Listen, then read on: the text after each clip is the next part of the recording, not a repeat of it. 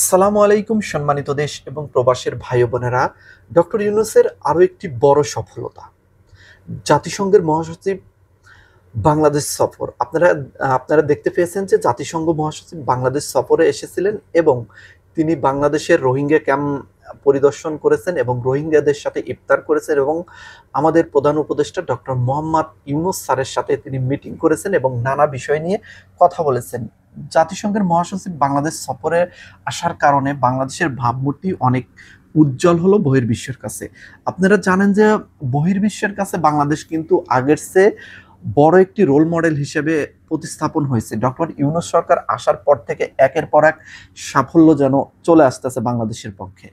তো এই যে জাতিসংঘের মহাসচিব বাংলাদেশে যে সফর করলেন, এটা একটা বড় সাফল্যে গাথা ইতিহাস হয়ে থাকবে। এবং রোহিঙ্গা ইস্যুতে যখন আমরা হিমশিম খাটছি, যখন আওয়ামী লীগ সরকার তাদের দেশে ফিরিয়ে দিতে যখন একের পর এক বছর তারা ব্যর্থ হয়েছে, তখনই জাতিসংঘের মহাসচিব আসলো। জাতিসংঘের মহাসচিব আসার কারণে দুটি দিক দিয়ে অত্যন্ত ভালো হবে বাংলাদেশের জন্য। এক নম্বর হলো, জাতিসংঘের মহাসচিব এখানে এসে পরিদর্শন করার পরে নিজ চোখে দেখে গেল যে কত সংখ্যক মানুষ বাংলাদেশ রোহিঙ্গাদের আশ্রয় দিয়েছে এবং তাদের জন্য আসলে কি দরকার, কতটুকু ফান্ড দরকার, যতটুকু দেয় তার ততটুকু যথেষ্ট কিনা। ফান্ড কমিয়ে দেওয়ার কথা বলেছিল, জাতিসংঘের থেকে অর্ধেক করে দেওয়ার কথা ছিল, কিন্তু এখন এই পরিস্থিতি দেখে নিশ্চয়ই তিনি অর্ধেক করে দেবেন না, বরং আরো বাড়িয়ে দেবেন। এছাড়া আমি গত কিছুদিন আগে আপনাদেরকে বলেছিলাম যে ইউরোপ ইউনিয়ন $56 মিলিয়ন দিচ্ছে হচ্ছে রোহিঙ্গাদের জন্য। এত বড় অ্যামাউন্ট কিন্তু রোহিঙ্গাদের জন্য আর কখনো বা কোনোদিন আসেনি। এছাড়াও আওয়ামী লীগ সরকারের আমলে যে রোহিঙ্গাদের জন্য মিলিয়ন বিলিয়ন ডলার এসেছে, সেই ডলারগুলো কিন্তু শুধু রোহিঙ্গাদের জন্যই কিন্তু সুন্দরভাবে কাজ করা হয়নি, বরং সেই ডলার সেখানে দুর্নীতি করে অনেক টাকা লুটপাট করে খেয়েছে, যার কারণে রোহিঙ্গাদের মানবতর জীবনযাপন এখনো করতে হচ্ছে। আর জাতিসংঘের মহাসচিব এখানে আসার ফলে আরেকটি দিক ভালো হবে, সেটা হলো রোহিঙ্গাদের মায়ানমারে ফিরিয়ে দেওয়ার ক্ষেত্রে অনেকটা কাজের অগ্রগতি হবে এবং রোহিঙ্গারা মায়ানমারে ফিরিয়েই দিতে হবে, এটাই বাংলাদেশের প্রতিশ্রুতি। কারণ বাংলাদেশে রোহিঙ্গাদের সারা জীবনের জন্য রাখা বাংলাদেশের জন্য বিপজ্জনক। রোহিঙ্গাদের অবশ্যই বাংলাদেশ থেকে মায়ানমারে ফিরিয়ে দিতে হবে এবং মায়ানমার ফিরিয়ে নিতেই হবে মায়ানমারকে, রোহিঙ্গাদের এটাই আমাদের বাধ্য করতে হবে। কারণ আমাদের দেশের জনসংখ্যা তো কম নয়, আমাদের দেশের জনসংখ্যা যতটুকু আছে যথেষ্ট আছে। এই ছোট্ট দেশে প্রায় 20 কোটি জনসংখ্যা বসবাস করতেছে বাংলাদেশে। তাহলে বোঝেন এরকম একটি দেশে কখনোই বহির্গত মানুষকে এখানে সারা জীবনের জন্য আশ্রয় দেওয়ার মতো পরিস্থিতি বা জায়গা আমাদের নেই এবং রোহিঙ্গাদের ফিরিয়ে দিতেই হবে। এবং এই প্রতিশ্রুতিতে ইউনূস জাতিসংঘের মহাসচিবকে দাওয়াত করেছেন এবং উনি দাওয়াত কবুল করেছেন। বিগত দিনের সরকার কিন্তু এটা করতে ব্যর্থ হয়েছে। এছাড়া এখানে আরো একটি গুরুত্বপূর্ণ বিষয়, যে জাতিসংঘের মহাসচিব বাংলাদেশ সফরে আসার কারণে এক পক্ষ খুবই জ্বলে পুড়ে যাচ্ছে। সেটা হলো ইন্ডিয়া জাতিসংঘের মহাসচিব বাংলাদেশে আসার পর থেকেই একদম জ্বলে পুড়ে যাচ্ছে। সেই মিডিয়াগুলোতে অপপ্রচার করা হচ্ছে এবং মিডিয়াগুলোতে কেমন যেন হেয় প্রতিপন্ন করে খবর দেওয়ার একটা তারা চেষ্টা করতেছে, যদিও এটা কখনোই কাম্য নয়। আসলে ইন্ডিয়া কখনোই বাংলাদেশের ভালো চায় না, এটা আবারও প্রমাণ করলো শেখ হাসিনা সরকার যাওয়ার পর থেকে একের পর এক তারা যে ভুল সিদ্ধান্তগুলো নিচ্ছে, তার ভিতরে এখন পর্যন্ত তারা নিমজ্জিত আছে। এখন পর্যন্ত তারা চাচ্ছে সুসম্পর্ক করার। আসলে ইন্ডিয়ার সুসম্পর্ক বাংলাদেশের সাথে নয়, ইন্ডিয়ার সুসম্পর্ক হচ্ছে আওয়ামী লীগের সাথে। এবং আওয়ামী লীগের সাথে কেন সুসম্পর্ক, এটা তো অবশ্যই দেশের মানুষ আপনারা জানেন। শেখ হাসিনা নিজের মুখে বলেছিলেন, আপনারা শুনেছেন, যে ইন্ডিয়াকে যা দিয়েছি তা জীবনেও ভুলবে না এবং কারো পক্ষে এতটুকু ইন্ডিয়াকে দেওয়া সম্ভব হবে না।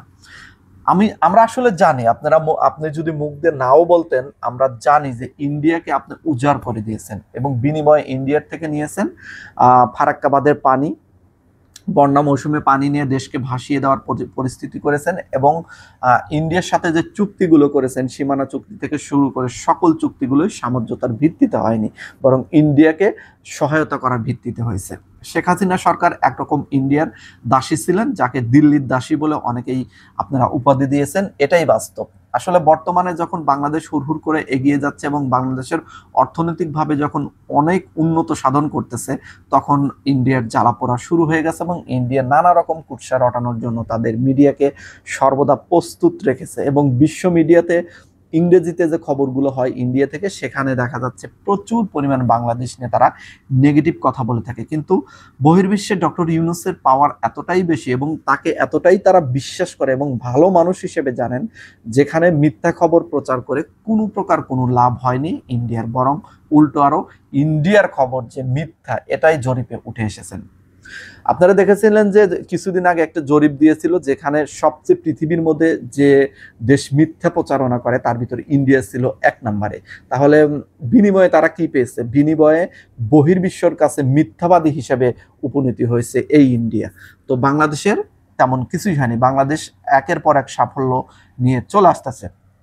বাংলাদেশের বর্তমান পরিস্থিতিতে আপনারা দেখেছেন যে একটা দিক আইন শৃঙ্খলা বাহিনীর দিকে একটু দুর্বলতা আছে, তাছাড়া প্রত্যেকটা দিকে সফলতার দিকে এগিয়ে যাচ্ছে, অর্থনীতির দিকে এগিয়ে যাচ্ছে, জিনিসপাতির দাম অনেকটা কমে যাচ্ছে, কারেন্টের যে সমস্যাগুলো ছিল দীর্ঘ 10 বছরে যারা রোজার ভিতরে কারেন্টই পাননি, ইফতারের সময় কারেন্ট থাকেনি, সেহেরির সময় থাকেনি, অথবা তারাবির সময় হুট করে চলে গেছেন, এই বড় সিজনে এখন ধান লাগাচ্ছে, এখন কারেন্টের লোডশেডিং হয় সর্বোচ্চ বাংলাদেশে।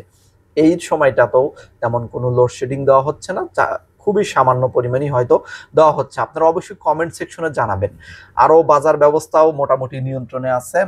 আর মাত্র 7 মাসে এতটুকু করা সম্ভব হয়েছে। যদি ডক্টর ইউনূস সরকার বেশি দিন থাকে তাহলে বাংলাদেশের পরিস্থিতি কোথায় যাবে একটা বার আপনারা চিন্তা করে দেখুন। আসলে আমাদের সাপোর্ট করতে হবে ডক্টর ইউনূসকে, এবং আরো বেশ কিছুদিন যেন সে সরকার প্রধান হিসেবে থাকতে পারে, এরকম একটা আমাদের দাবি দেওয়া থাকতে হবে এবং এরকম ভাবে আমাদের তাকে সহযোগিতা করতে হবে। আমি সকল রাজনৈতিক দলকে বারবার অনুরোধ করেছিলাম যে আপনারা সকলে মিলে সহায়তা করুন, এবং দেশ যদি উন্নত সাধন করে এবং দেশ যদি ভালো একটি পর্যায়ে পৌঁছে যায়, এটা রাজনৈতিক দলের জন্যই সুযোগ সুবিধা আসবে এবং সামনে যারা নির্বাচিত হবে তাদের জন্য দেশ পরিচালনা অত্যন্ত সহজ হবে। যদি বিএনপি নির্বাচন হয়, বিএনপির ক্ষেত্রে অত্যন্ত সহজ হবে, কারণ সাজানো গোছানো সুন্দর একটি দেশ পাবে তারা এবং সুন্দরভাবে তারা কিন্তু পরিচালনা করতে পারবে। তাদের যে 31 দফা দিয়েছে, যে প্রতিশ্রুতি দিয়েছে দেশের জনগণের কাছে, সেগুলোও কিন্তু সুন্দরভাবে তারেক রহমান পূরণ করতে পারবে। আর যদি দেশ ভঙ্গুর অবস্থায় থাকে, যেমন এখন যেমন কিছুদিন আগে ছিল এবং এখনো দেশ অতটা কিন্তু সচ্ছল হয়নি, মোটামুটি সচ্ছলের দিকে যাচ্ছে, এখনো যদি নির্বাচন হয় তাহলেও কিন্তু দেশ সচ্ছলভাবে চালাতে ব্যর্থ হবে যে কোনো নির্বাচিত সরকার, হোক সেটা জামাত, হোক সেটা বিএনপি অথবা ছাত্রদল।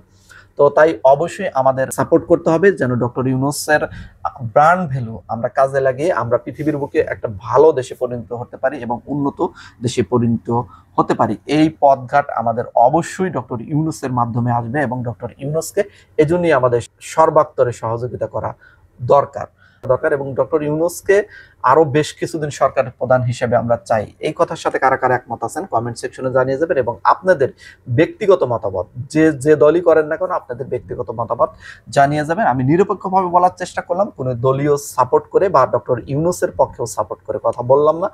বাংলাদেশের উন্নত হলে আমরা আছি, যে সরকারি বাংলাদেশ উন্নত করুক, বিএনপি হোক, জামাত হোক, ডক্টর ইউনূস সরকার হোক, ছাত্রদল হোক, বাংলাদেশের দুর্নীতিমুক্তভাবে বাংলাদেশকে এগিয়ে নেবে, আমরা সাথে আছি, আমরা জনগণ, আমরা প্রবাসীরা সাথে আছি তার। আজকের মতো বিদায় নিচ্ছি, সবাই ভালো থাকবেন, আল্লাহ হাফেজ।